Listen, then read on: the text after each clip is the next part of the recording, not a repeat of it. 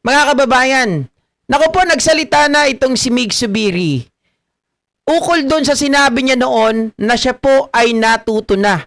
That he learned from the past, mga kababayan. At na nilabas na po nito ang saloobin niya hinggil sa mga nagtraidor sa kanya na may mga pangako na napako. Akala daw niya, mga kaibigan, yun pala ay mga traidor.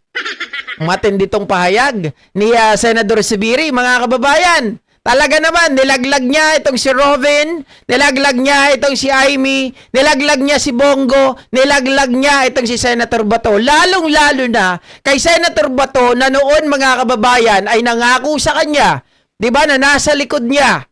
At hindi po siya iiwanan. Natatandaan nyo nung panahon ni Chis Escudero na may paiyak-iyak pa itong si Senator Bato at may payakap-yakap pa sa asawa ni Mig Zubiri.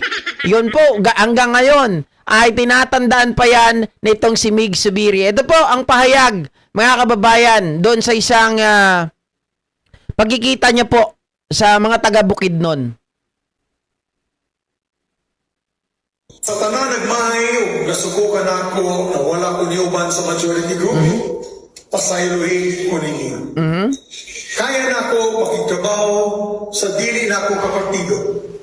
Kaya na ako makigstorya sa mga dili na ako kaparehas o gitahonan. Nabuhat na nato ni sa una pa sama sa One Bukidnon. Kaya ang politika, kinahanglan adunay gyapon respeto, pagtinabangay o delikadesa. Pero lahi ang kontra sa politika o lahi ang traidor. Katong lisaad, pero nagtalikod sa panahon na kinahanglan ng barugan ang ilang gisulti, mao pa na ang bukal.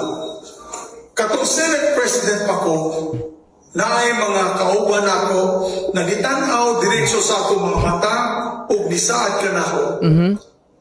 Apil usab sa katong akong birthday celebration sa Bukidnon. Yatong 2024 na Ben and Ben concert dito sa atong stadium sa Malaybalay. Napagani dito nag-ingon, hantod sa kapatayon ang akong suporta kay Senator Mig Zubiri. Si Bato. Nagsulti na, he's the best Senate President ever. Pero wala pagani tulo kasi mana, hindi na sila kanako. Isaad man ang ako amigo, akong kumpadre na si Bato de la Rosa. Isaad po ang atong amigo na Senator Bongo.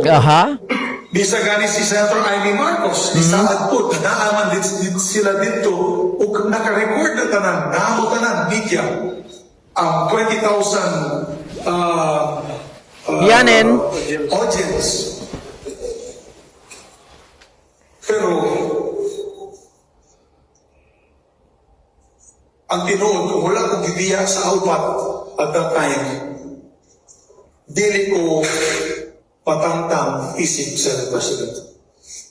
Huwag ka ng tinuod. Kaya napili na lang itong panahon na 3 weeks after my birthday, 8 na lang may nabilin sa akong grupo. Kung wala sila nagbiyak sa ako, atong upang si Amy, Bato, Bongo, umpisa nga ni si Robin Padilla, na Mindanao Black Contact at tanan. Dili ko matangtang isip presidente sa Senado magikan sa Mindanao. Okay, so mga kababayan, syempre hindi natin lahat naunawaan yan, di ba? May translation naman dito mga ka-JB Natics. Sabi ni Mig Zubiri, masama talaga ang loob niya. Etong grupo po ng tinatawag niyang Mindanawan, di ba? Sabi rito, mga kababayan, news alert. Senator Juan Miguel Zubiri on Wednesday, May 27, named 4 senators he considered traitors. Traidor, okay? Senators Ronald De La Rosa, Christopher Lawrence Bongo, Amy Marcos, and Robin Hood Padilla. Zubiri said, their betrayal of a fellow Mindanaoan was that ultimately drove him to join the minority bloc according to a report by Rappler. Pero nakita naman natin, Sinabi niya talaga yon sa interview. Actually, twice niyang sinabi, mga kababayan, na niloko siya. Mindanao lost a Senate President. Bukidnon lost a Senate President. Subiri said during a news conference in Malaybalay City, Bukidnon, lamenting that the so-called Mindanao bloc in the Senate failed to keep their word and stand by him when he needed them most. Okay? Subiri said he was betrayed twice. First, in May 2024, when he was ousted as Senate President and replaced by Senate President or Senator Francis Escudero. And second, at the start of the 20th Congress. Okay? Sabi niya, when the same group allegedly promised to help bring him back as a Senate leader, only to renege on their promise days later. Kaya nako, makipagtrabaho sa mga dili nako kapartido. Kaysa politika, kinahanglan, adunay gihapon respeto, pagtabanggi, ug delikadesa, pero lahi ang kontra sa politika, ug lahi ang traidor. Kaya daw niya makipagtrabaho sa mga hindi niya kapartido o kaparte ng partido. Dahil sa politika, kailangan pa rin ang respeto, pagtutulungan at delikadesa, pero iba ang kalaban sa politika at iba ang mga traidor. Aray ko, mga kababayan. Pero lagi ko namang sinasabi sa politika, walang permanenteng kaibigan, walang permanenteng kaaway. Lahat yan para sa sariling interes. 'Di ba? Totoo. Pero iba pa rin ang usapan na may respeto, may delikadesa, mga kababayan, at yung may paninindigan ka. Dahil kapag yun ang meron sa'yo, yung paninindigan, mga kababayan, hindi ka political butterfly. At kung ano yung tingin mo sa tama, kung ano yung tama na tingin mo, ay nandun ka lang. 'Di ba? Hindi kagaya ng mga to. Nangako sila na ikaw, una, mga kababayan, don't worry, we got your back. Di ba? Sabi nila Bato, huwag kang mag-alala. Ikaw ang pinakamagaling na Senate President.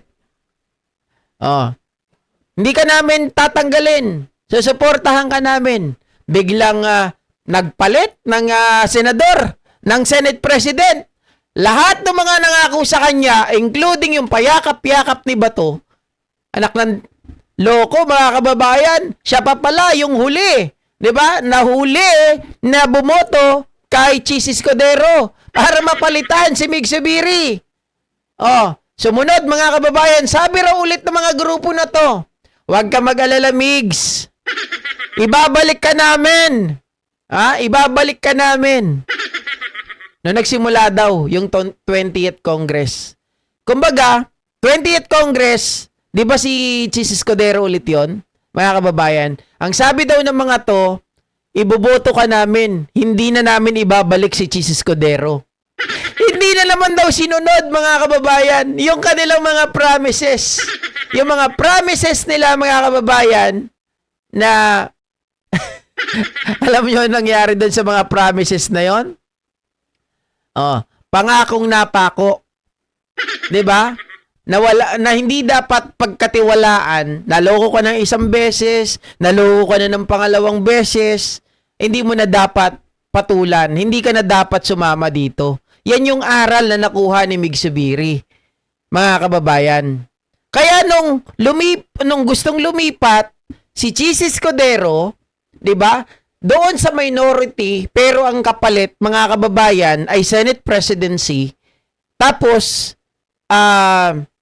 yung kanilang kaso ay mapahina o mabawasan, hindi sila pumayag. Kasi, same strategy, yung gustong gawin sa kanila, igisa sila sa sariling mantika. 'Di ba?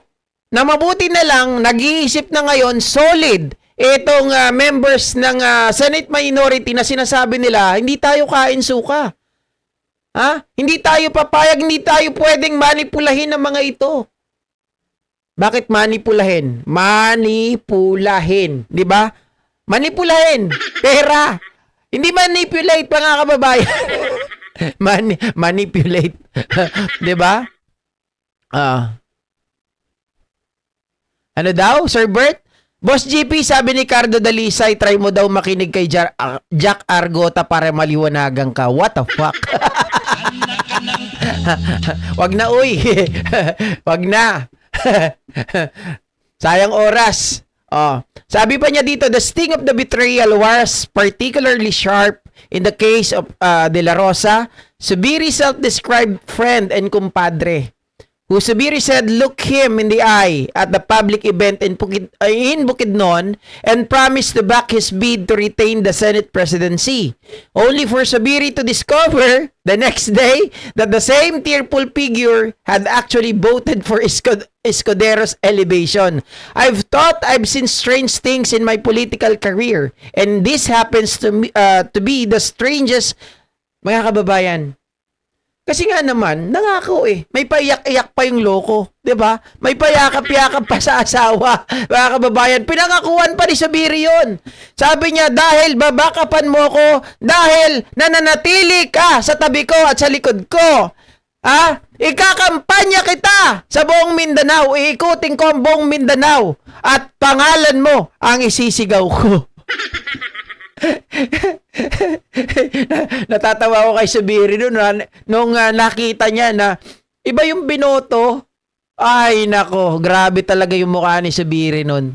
Na halong galit, halong tawag dito mga panghihinayang at halong kalungkutan yung nadama ni Subiri nun. Mixed emotion talaga, hindi niya alam kung paano po siya magre-react. Dahil yung asawa nga niya, niyakap pa. Tapos, iiwanan din pala siya sa ere. No, sabi niya, ang ano dito, na hindi lang talaga in-emphasis, mga kababayan, kasi pinatranslate ko kanina yun eh, may sinasabi talaga doon, na itong mga taong nasa majority, hindi dapat pagkatiwalaan. Hindi dapat, tawag dito, sundin. Hindi dapat i-take yung kanilang mga word. 'Di ba? Pakinabangan mo lang sila sa ibang bagay. Pero huwag lahat pakinggan. Dahil itong mga to ay handang mga kababayan, sa isang kobra, sa isang ahas ay handang tumuklaw. 'Di ba? Depende sa kapakinabangan. Depende sa pangangailangan. Walang kumpa-kumpare, walang kaibigan, basta ayaw namin sa'yo kasi magkakakaso kami. Ganun lang. Oh. Diba? Kakaiba si Subiri, hindi siya plastic. Kahit alam niyang iba ang laro ng politika, talagang dinamdam niya. Kaya tama lang nakasama niya si Soto. Ngayon kasi mga totoong tao ang nasa majority ngayon. Alam niyo, sa totoo lang, mga kababayan, way back then, 2022, kinampanya ko rin to si Subiri. Diba? Nagpupunta rin kami sa headquarters nila. Walang ano yun walang halong kahit pakape, ganun. Wala, as in walang kahit sabihin natin budget sa gasolina. Wala, mga kababayan. Pero kinampanya ko to si Subiri. Kaya lang, nung medyo hindi rin ako nasatisfied sa kanya. Pero ngayon, bumabalik yung tiwala ko sa kanya. Diba? Na siya ay may kumbaga para sa akin, nakita niya na yung laro ng politika, yung dumi ng politika, lalong-lalo na itong mga tao na nag-traitor sa kanya, na nangako na magbaback up sa kanya. Sa uli, iniwanan siya sa ere, mga kababayan, at hindi lang isa, kundi dalawa. Biruin nyo yun.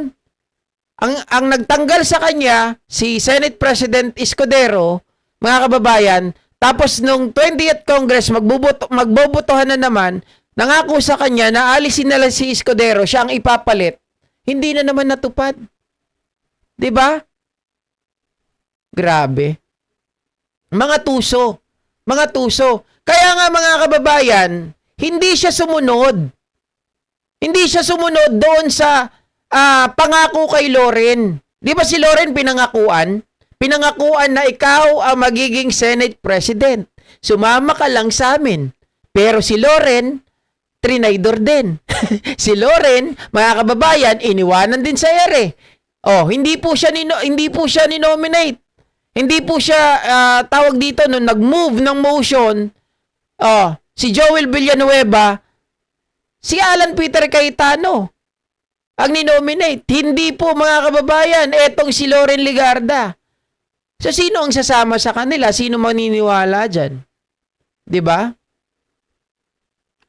Sabi ni Sir Bert, Cardo Dalisay, sir, mahirap intindihin si Sir Jack Argota. For the fairness of everybody, stand up, stand on your own opinion. Correct. 'Di ba? Totoo ang kasabihan, maraming namamatay sa maling akala, Sir GP. Totoo 'yan. So dapat sa mundo ng politika, kahit ngayon tayo, mga kababayan, hindi tayo politiko, pero dapat tayo po ay maging tawag doon, mga kababayan, vigilant. 'Di ba? Maging vigilante tayo. Dapat alam natin mag-check and balance, alam natin na mag-fact check para hindi po tayo naliligaw. Ako man ay hindi perpekto. Totoo 'yan. Dahil hindi perpekto ang pangalan ko. hindi talaga ako perpekto. Alam niyo naman 'yan eh. PWD nga ako eh. 'Di ba? Pero again, mga kababayan, siguro naman, no, kahit papaano mas naiintindihan ko yung mga bagay-bagay na to kaysa dun sa iba. Sa mga DDS na talagang mga blind followers. Oh. Anyway, mga kababayan, maraming salamat po muli sa inyong lahat sa pagsama ngayong gabi at magkita-kita po muli tayo sa mga susunod na mga live streaming at mga uploads natin. Thank you so much and isang mapagpalang gabi muli sa inyong lahat, mga ka-GP Natics. Bye guys! Thank you!